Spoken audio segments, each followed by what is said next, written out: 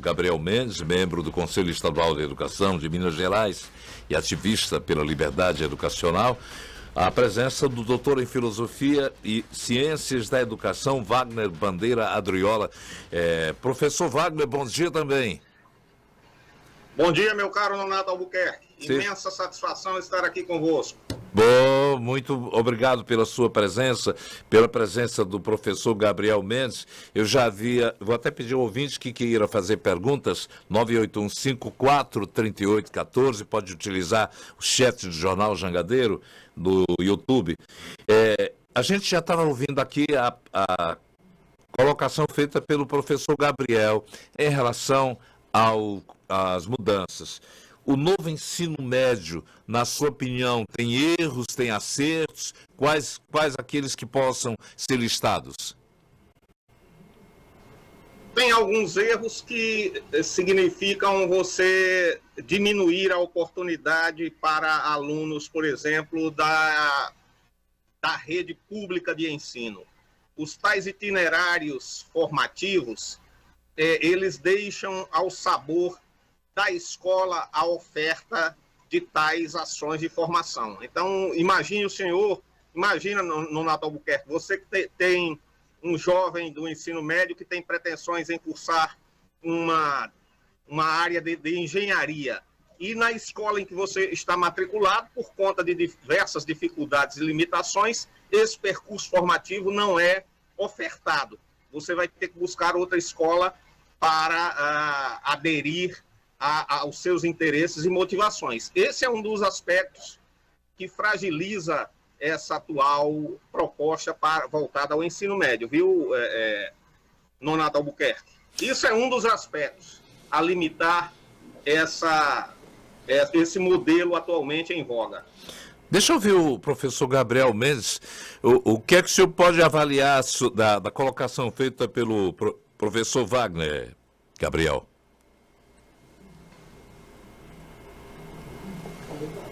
Professor Gabriel, está com a gente? Está precisando abrir o microfone do seu computador. Certo. Pronto. Agora sim. Tá certo, Nonato. Então, bom dia, professor Wagner. Em relação a isso que foi dito por ele, corrobora um pouco daquilo que eu tinha dito no começo a respeito dos problemas da execução do novo ensino médio, porque não houve uma preparação prévia dos professores para ministrar essas novas disciplinas e também havia essa dificuldade de entender como que as escolas poderiam se organizar. Eu, pessoalmente, prefiro que o currículo mínimo ele seja mais flexível, que haja ampliação de possibilidades para o aluno, mas o que nós tivemos na prática realmente foi esse problema das escolas ficarem um tanto perdidas sobre aquilo que poderia ser feito em relação à distribuição dessas disciplinas, e acabava que nós tínhamos diversos problemas em relação a como que cada escola lidaria com a formação dos seus alunos. Então, a gente precisa realmente discutir como que esses itinerários formativos podem ser ministrados, embora eu pessoalmente veja com bons olhos essa ampliação de possibilidades, visto que o que seria correto, até dentro do que prevê a LDB, é que é no ensino fundamental que a pessoa desenvolve a capacidade de aprender através dos meios mais básicos. O problema é que, infelizmente, a educação em geral, aí eu falo um pouco da minha realidade em Minas Gerais, não sei como é que é no Ceará, mas eu acredito que seja semelhante, entra muito a questão de que existe muitos alunos que vêm para o ensino médio com uma defasagem desses meios mais básicos que deveriam ser aprendidos no ensino fundamental, e acaba que o ensino médio é usado mais como uma revisão do que um aprofundamento dos conhecimentos. Pelo visto, pelo que nós ouvimos de vocês, revogar completamente não seria a solução, mas eu gostaria de ouvir dos dois. A pergunta é: como flexibilizar o ensino e levar a modernidade para a educação brasileira? É um grande desafio, Nonato Albuquerque. Eu quero cumprimentar o meu colega, o professor Gabriel Mendes, e discorrer sobre o seguinte: essa proposta de reformulação do ensino médio, ela visa resolver um grave problema que se abate nesse nível de ensino, que é a elevada taxa de evasão do alunado. Isso decorre de quê? Na visão de uma ampla gama de estudos. É um currículo ultrapassado, que já não atende às expectativas da sociedade, às expectativas mínimas. Os alunos saem desse nível de ensino ainda mal preparados, chegam à universidade com uma série de lacunas. No tocante aos alunos da rede pública, estes abandonam no transcurso do ensino médio, a taxa de evasão é altíssima, beira aí 80% desse alunado.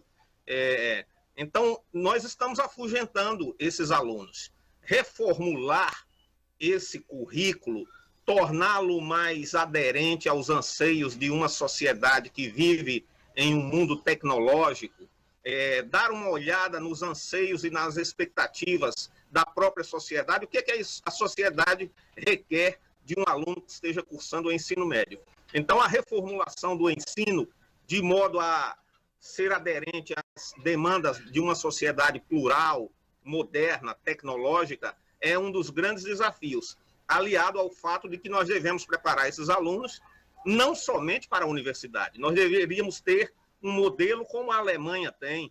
O aluno no ensino médio ele vai estar preparado para duas possibilidades. Ou ingressar na universidade e fazer um curso acadêmico, preparando-se aí através de bacharelados, de licenciaturas, depois faz um mestrado, um doutorado, ou ele vai para outra área, que é o ensino profissionalizante, o ensino tecnológico. Muitos desses alunos querem abrir seu próprio negócio, querem tentar ser empreendedores, querem iniciar a geração de renda no mercado de trabalho. Então, são percursos que nós devemos debater, devemos aprofundar essas questões e tentar introduzir isso no ensino médio, viu, Nonato Albuquerque? Esse é um dos aspectos que eu quero pontuar e o Gabriel irá discorrer acerca disso. Eu vou pedir, antes que o professor Gabriel fale, só para um registro lamentável de mais uma área da educação que acaba de ser invadida por violência. 4 crianças são mortas no ataque a uma creche em Santa Catarina, onde um homem com uma machadinha invade a escola em Blumenau, matou crianças e se entregou. Além das vítimas, há uma outra criança gravemente ferida. Essa é uma ação que tem se acentuado, não é isso, professor Gabriel? Lamentavelmente, a sociedade está tendo que lidar com esse tipo de situação. A gente precisa tentar entender o que está acontecendo em relação a isso, porque a escola deveria ser o objeto, ou um instrumento, melhor dizendo, de melhoria da sociedade, e nós estamos percebendo que muita coisa ruim está acontecendo e, infelizmente, o debate nosso, que deveria ser de avanço no que se refere a uma melhor instrução técnica e científica para os nossos jovens, as nossas crianças, acaba sendo da gente tentar melhorar o ambiente escolar também. É incrível. Tem mais uma escola também invadida no Rio de Janeiro por uma quadrilha de bandidos que simplesmente são fatos que estão sendo, nesse momento, estão acontecendo diante de uma necessidade de se discutir o avanço da educação, o avanço do ensino, mas, infelizmente, os professores estão se atendo a manter segurança para que possam dar conta também da sua rotina de trabalho. Eu ia perguntar aqui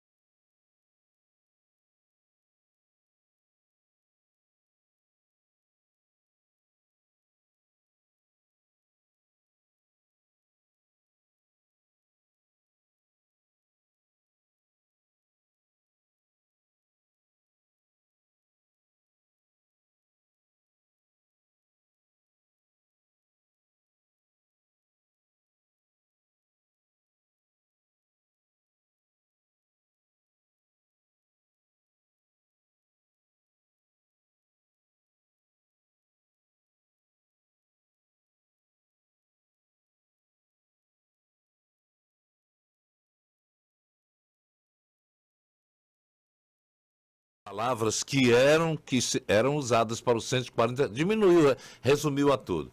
Deixa eu perguntar aqui ao professor Gabriel, uma indagação também ainda sobre a consulta. A estratégia da consulta pública, professor, num prazo apresentado, 90 dias, não vai desmobilizar o debate nacional, que já está em andamento, não? Olha, Nonato, eu acredito que pode acontecer sim. Eu não tenho muitas perspectivas, eu não vou dizer assim, de não ser otimista, mas eu acredito que nós não vamos resolver o problema em 90 dias. É lógico que, assim, como eu defendo a liberdade educacional, eu defendo o currículo mais flexível, eu defendo a diversidade pedagógica, defendo a diversidade dos currículos, eu acredito que eu não tenho a menor esperança de que iluminados em Brasília consigam decidir todo o rumo da educação de mais de 200 milhões, de um país de mais de 200 milhões de pessoas. Eu acredito que nós temos que ter aí uma discussão ampla na sociedade do que nós esperamos minimamente daquilo que os jovens que saem do ensino médio podem oferecer para a sociedade e aquilo que eles podem, através do esforço deles, conseguir.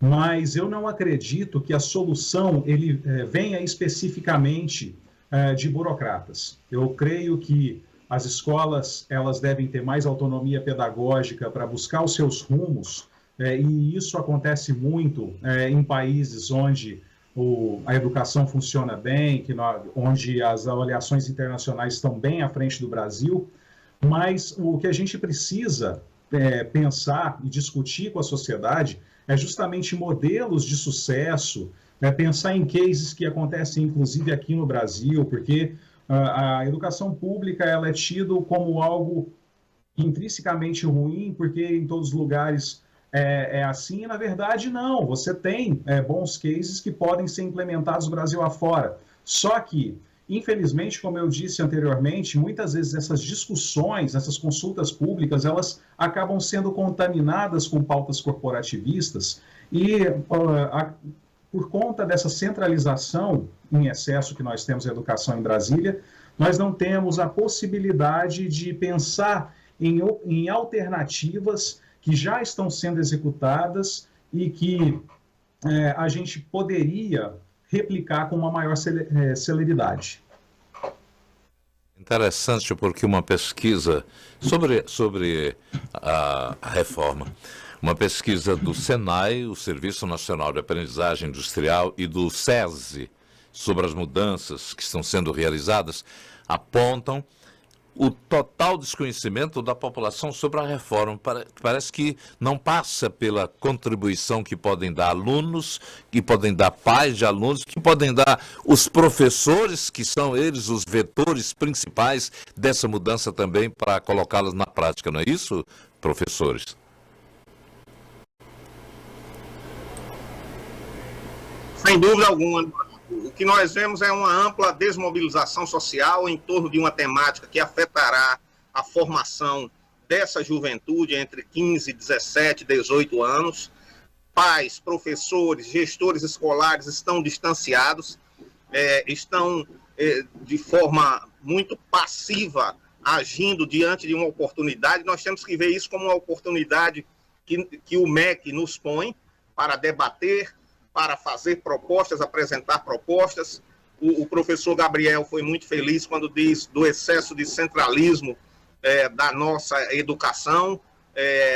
E essa passividade, esse descompromisso, a despolitização em torno dessa discussão nos choca e nos preocupa, Nonato. Pais de alunos, associações, entidades sindicais não estão acompanhando, não estão envolvendo os indivíduos que fazem parte desses organismos, dessas associações, nesse debate. É uma oportunidade de ouro que nós estamos a desperdiçar. É preocupante, mas nós devemos ter aí uma visão não ingênua, porém otimista, de que possamos, de alguma maneira, contribuir com um currículo do ensino médio que seja mais atraente, mais útil a uma sociedade, sobretudo a essa parcela, a esse segmento tão jovem. Nós devemos preparar essa juventude para o porvir de uma sociedade plural, muito heterogênea, acentuar e blindar e fortalecer os princípios democráticos, prepará-los com o que nós temos de aspectos da tecnologia, da informação aplicada à educação. Eu também acho. Mudou muito, o mundo mudou muito. Sem sombra de dúvida, aclarar o nível de informação que eles têm sobre o ambiente universitário, o que é que se pratica, o que é que se faz no interior de uma universidade, a pesquisa científica, a pesquisa tecnológica, a inovação, o uso da inteligência artificial, que tem coisas boas e coisas nefastas e horríveis. Enfim, esse mundo está muito distante e deveria ser a oportunidade de nós discutirmos esses caminhos que vão impactar sobre essa nova proposta para o ensino médio. Assim nós esperamos. Gabriel Mendes, sua oportunidade. Eu vejo que essa discussão ela pode trazer muita coisa boa, apesar das preocupações que eu já elenquei anteriormente, mas isso que o professor Wagner falou é muito sério, a respeito da passividade em relação de alguns atores educacionais.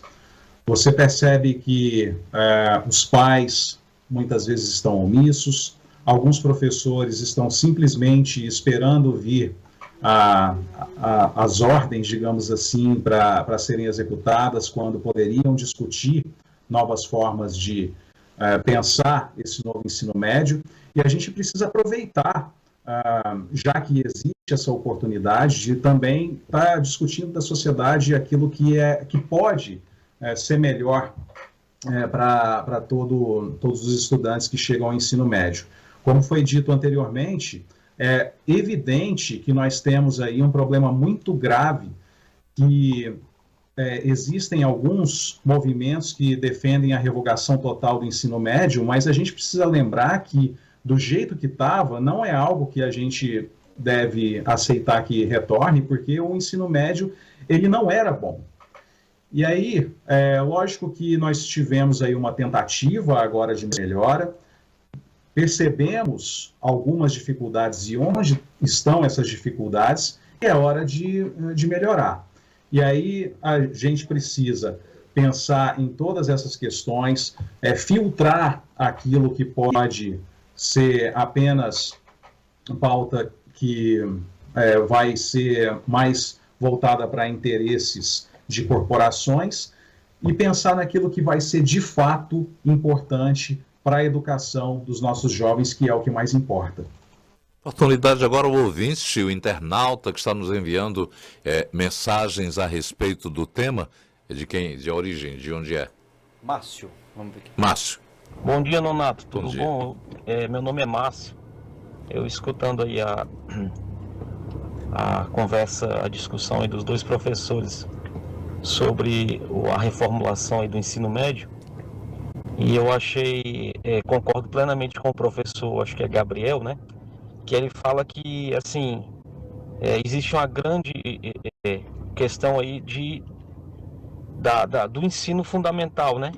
Porque, assim, eu até entendo que realmente é necessária essa reformulação do ensino médio. No entanto, concordo 100% com ele que há necessidade, talvez, de se reformular também o ensino fundamental, no sentido de que os alunos não cheguem com a deficiência que hoje eles chegam. Ele disse que em Minas Gerais existe, a gente sabe que existe em todos os estados, se for pegar estado por estado, e digo mais, não é só em escola pública ou só em escola particular. Isso é uma coisa assim que com certeza, é uma coisa geral, tanto o ensino público quanto o ensino privado, né? Concordo plenamente. O problema maior talvez seja a forma que os alunos estão chegando no ensino médio. Os senhores concordam, Gabriel e Wagner?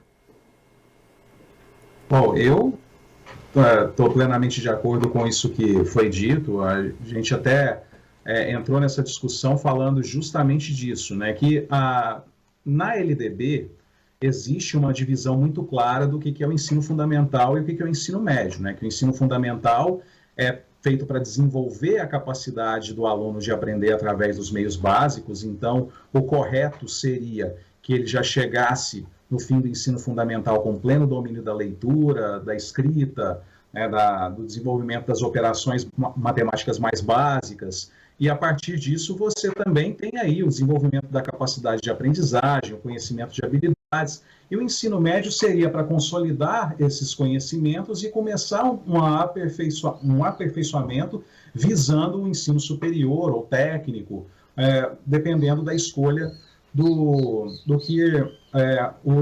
daquilo que o jovem fez, melhor dizendo. E aí, o que você tem na verdade?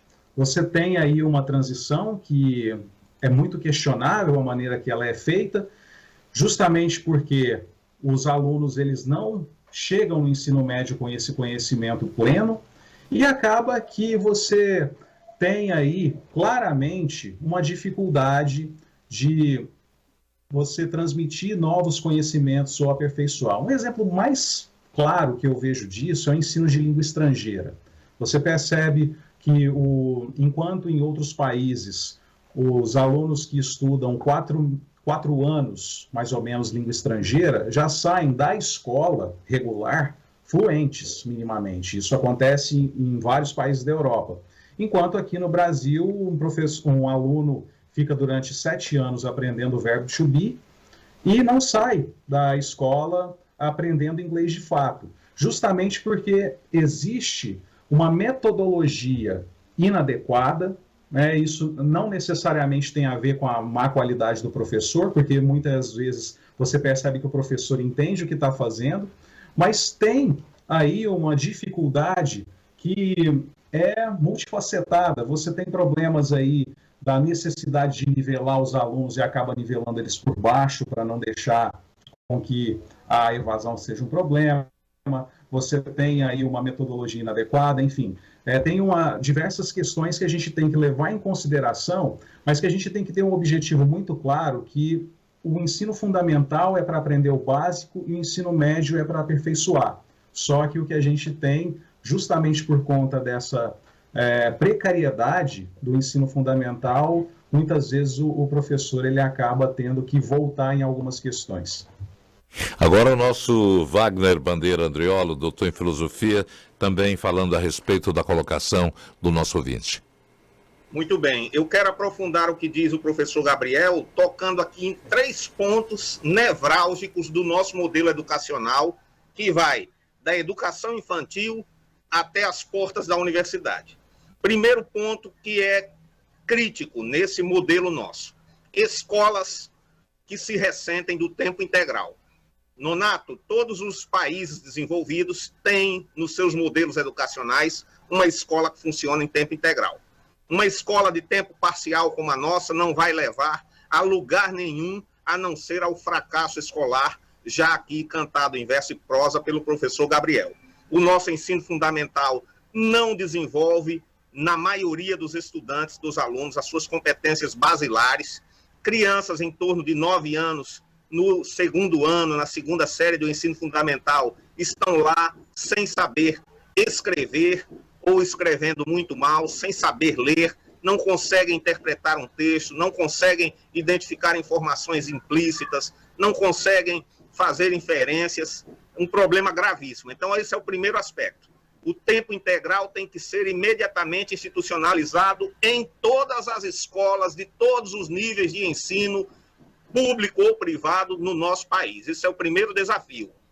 E isso deveria ser um direito, não é? Estabelecido e executado pelos governantes, pelos gestores educacionais. Segundo ponto, há nesse momento, e isso é oriundo de 30 anos atrás, um exagero na avaliação em todos os níveis. Avaliação no interior da escola, avaliação externa, avaliação no nível federal, avaliação no nível estadual, avaliação no nível municipal. Quando você dilui isso em um calendário acadêmico, se avalia muito mais do que se ministra a aula. Nonato, na minha época e na tua, a professora não se preocupava com a avaliação, Nonato, ela se preocupava com o ensino. Os professores hoje em dia já não se preocupam com o ensino, se preocupam com a avaliação, com os resultados, porque impacta em um indicador que significa mais recurso ou menos recurso. O prefeito faz a pressão para que o recurso não diminua. O diretor que é nomeado pelo prefeito exerce essa mesma pressão sobre o professor repete práticas avaliativas. Enfim, o excesso de avaliação está repercutindo sobre o ensino e, como muito bem Gabriel disse, o ensino fica ferido de morte. Os professores já não têm uma preocupação, uma didática para que os alunos aprendam, senão para que façam provas, avaliações de acordo com o modelo XYZ. E o terceiro elemento mais grave, continuo com uma formação muito precária, muito ruim dos nossos professores. O modelo de formação é ultrapassado, deveria ser revisto. E os salários aviltantes, que também. Nos machucam, nos fragilizam e faz-nos adoecer, faz-nos ter estresses, ter síndromes de burnout, enfim. Uma série esses três elementos são elementos que estão aí associados a esses resultados pífios em todos os níveis educacionais. Ok. Ensino fundamental, ensino médio e ensino superior. Muito obrigado. Estou vendo aqui uma coisa interessante. Nós temos hoje 27 ensinos médios pelo país, cada estado adaptou do seu jeito, de um jeito. Temos currículos com 200 páginas, currículos com 900 páginas, todos com assessoria privada. O novo ensino médio é um enorme mercado que existe apenas para atender as fundações empresariais. Foi o que disse a professora da Universidade Federal lá do Paraná, Mônica Ribeiro da Silva, que é coordenadora do Observatório do Ensino Médio da Universidade lá, UFPR. Professores, olha, realmente muito importante a avaliação feita por cada um de vocês, a análise de uma situação que realmente precisa ser alterada, de um comportamento da própria estrutura educacional que precisa ser elencada para que nós tenhamos um país que se desenvolva a partir da capacidade de conhecimento dos próprios cidadãos e não apenas da avaliação, como tem gente que bota, olha, fulano de tal passou no vestibular, aí acha-se já preparado para tudo. Gabriel Mendes, professor e sociólogo, membro do Conselho Estadual de Educação aí nas Minas Gerais, um ativista pela liberdade educacional, muito obrigado. Wagner Bandeira Andrioli, doutor em Filosofia e Ciências de Educação aqui na UFC, muito obrigado pela aula que vocês deram aqui pelo rádio através do Jornal Jangadeiro. Um grande abraço. Muito obrigado, Nonato, sempre uma honra. Muito obrigado, Nonato. Um abraço, Gabriel. Bom dia a todos. Ótima semana. Ótima semana. Gabriel Mendes e Wagner Bandeira Andrioli, se você pegou o debate pela metade, já no final, vai ficar na íntegra, in totum, como se diz.